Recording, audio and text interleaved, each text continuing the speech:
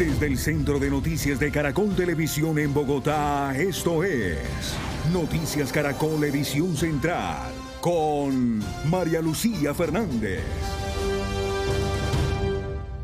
Gracias por continuar en nuestra sintonía. En Bogotá, lentamente se normaliza el servicio de Transmilenio, que estuvo prácticamente paralizado en varias troncales por cuenta del bloqueo y el vandalismo en la estación de la Caracas con calle 76.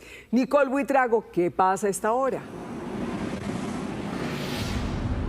Malu, buenas noches. Tardó más o menos 35 minutos en restablecerse esta primera parte de la troncal aquí sobre la calle 76 con avenida Caracas. Ya estamos viendo cómo poco a poco los articulados empiezan a pasar ya un poco más llenos de los ciudadanos que venían desde el sur de la ciudad de Bogotá, porque recordemos que por más de 1 hora y media estuvo cerrada la troncal de la Caracas desde la calle 26, pero a esta hora funciona con normalidad esta estación, y desde esta estación hasta la calle 26 poco a poco se retoma el funcionamiento. También hay que mencionar que sobre la calle 80 ya se restablece el flujo de los articulados que habían quedado atrapados, y sobre la carrera 30, todo esto producto de una nueva jornada de manifestación dentro de la estación de la calle 76, que en menos de una semana ha sido protagonista del vandalismo, porque hay que decir que en las cámaras de seguridad de Transmilenio quedó registrado como uno de los encapuchados en horas de la tarde tapó la cámara principal de seguridad con aerosol, con pintura. Han pintado también algunas manifestaciones, panfletos dentro de la estación, y por eso en este momento pues estamos viendo que se mantienen los operarios de Transmilenio presentes en esta estación, lo que ha generado congestión y bastante afectación de estas personas que en hora pico intentan llegar a sus casas.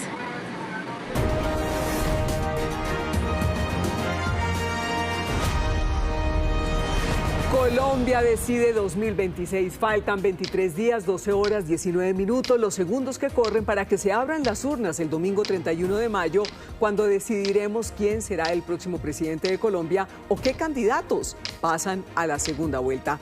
Y comenzamos el radar de la política con la categórica defensa que hicieron el registrador y el procurador del proceso electoral en Colombia. Esto a propósito de ¿qué, María Camila? Malú, pues a propósito de esas dudas persistentes que tienen sobre el sistema electoral tanto el presidente como su partido, el Pacto Histórico, sobre el código fuente y los softwares de las elecciones, pues tanto el registrador como el procurador dijeron hoy que el sistema está blindado para la primera vuelta, e incluso el registrador Penagos dijo que el gobierno está mal informado.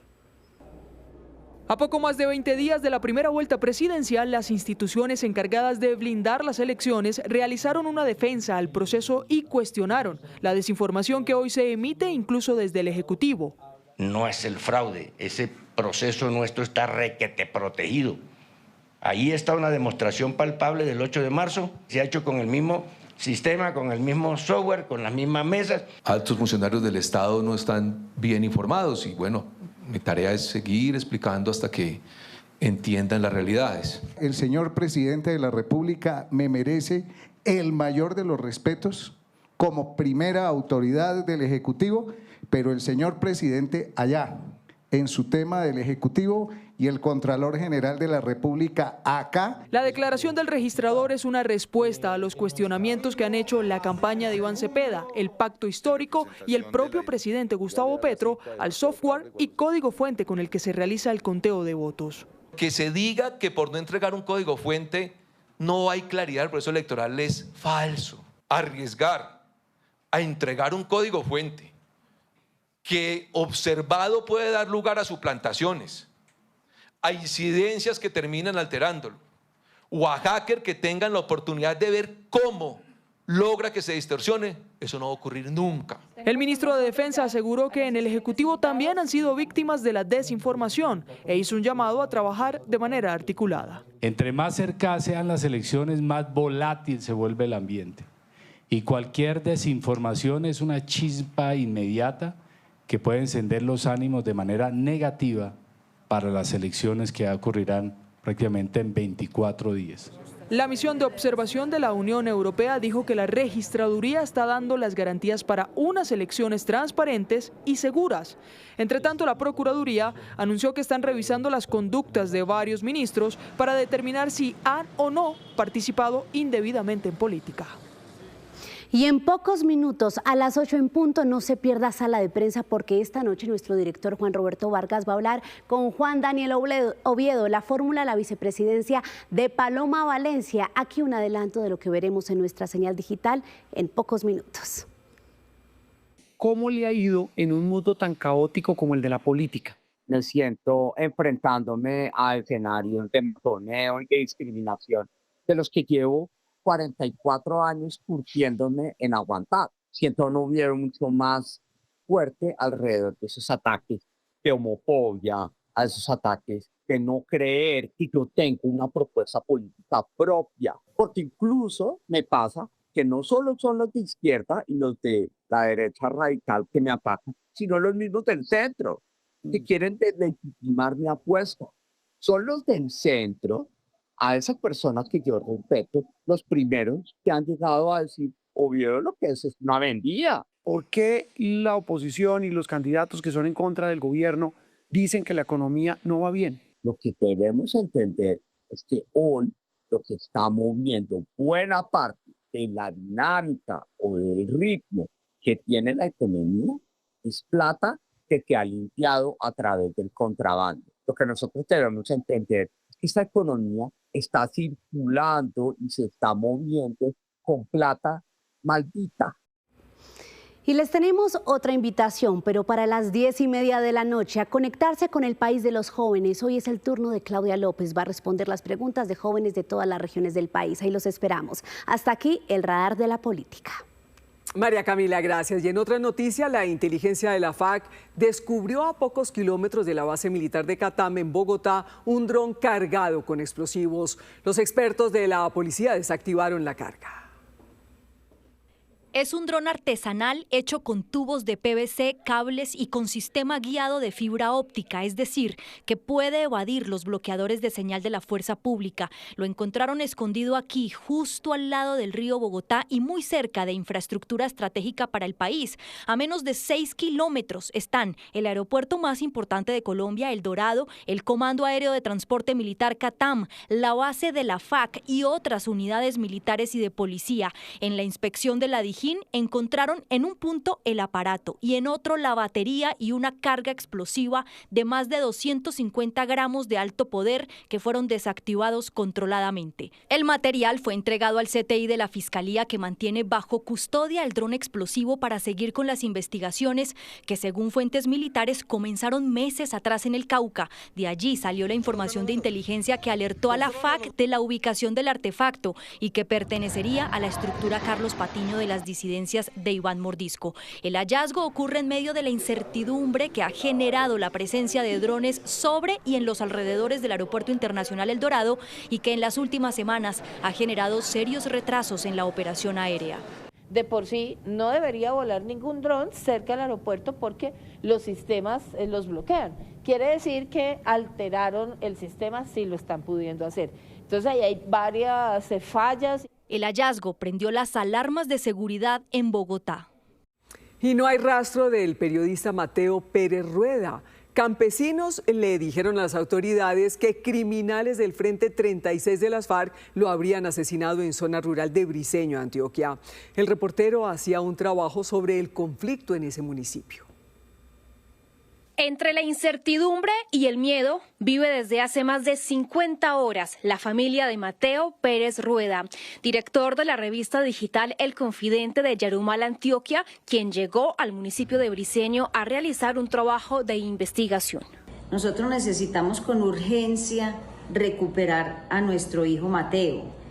Pedimos a los órganos administrativos de Briceño, de Yarumal, a la Gobernación de Antioquia, a la Presidencia de la República, a los organismos internacionales de la Cruz Roja y a la Defensoría del Pueblo, que por favor nos ayuden, no nos dejen solos. Según autoridades departamentales, el periodista de 25 años hizo varias entrevistas con autoridades y comunidad el pasado 4 de mayo, mismas que le habrían advertido al joven que no continuara en la zona. Él hizo caso omiso, se fue visto recorriendo Las Auras, Pueblo Nuevo, Gurimán, Palmichal, por allá averiguando con la gente, me imagino yo cómo podía llegar a los cabecillas de este grupo criminal que delinque en esa zona, y posteriormente se perdió el rastro de él. El rumor en la comunidad es que a Mateo lo asesinaron integrantes del Frente 36 de las disidencias de las FARC. Sin embargo, este hecho no ha sido confirmado. Hay que ser prudentes porque mientras no tengamos un cuerpo, pues no podemos estar hablando de homicidio. Pero yo creería que a la comunidad hay que creerles. Tristemente, la información que ha circulado es que estaría muerto, pero es información que aún no tenemos nosotros confirmada.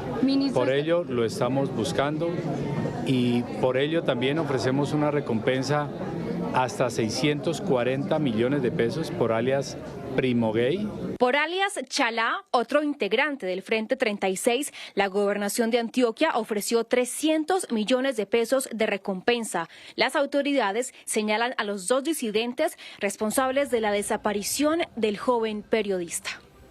Y por otro lado, la presidenta del Consejo de Obando Valle fue asesinada.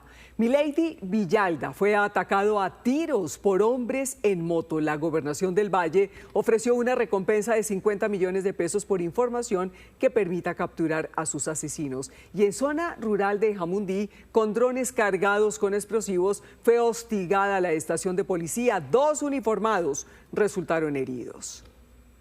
Y un juez absolvió a Fernando San Clemente, exdirector de la Aerocivil, por el caso de la narcofinca. La Fiscalía lo acusaba por el delito de manipulación de pruebas en la investigación del laboratorio de droga encontrado en su finca en Huasca, Cundinamarca.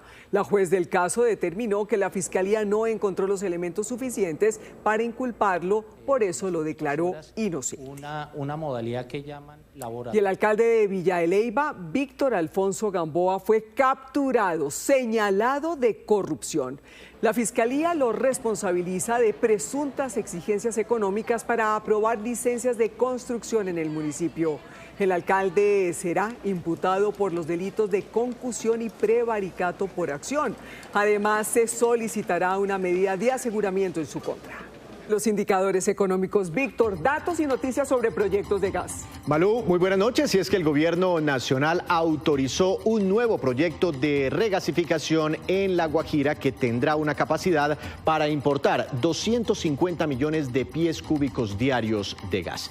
En más información, cayeron un 20% las ganancias de ISA durante el primer trimestre de este año. Fueron de 558 mil millones de pesos. Entre tanto, Mineros tuvo utilidades récord, muy jalonadas por los históricos precios del oro. La ganancia de Mineros superó los 324 mil millones de pesos. En más información, la industria de los cosméticos, de los productos de aseo y cuidado personal tuvo un incremento en sus ventas el año pasado de 5,4%, superando los 6.800 millones de dólares, información oficial de la ANDI. Subió el dólar, mañana regirá una tasa representativa del mercado de 3.729 pesos con 27 centavos. Cayó el petróleo Brent, quedando muy cerca de los $100 por barril. También bajó el café, precio de referencia para mañana 2.217.000 pesos por carga en promedio. Continúen con Noticias Caracol.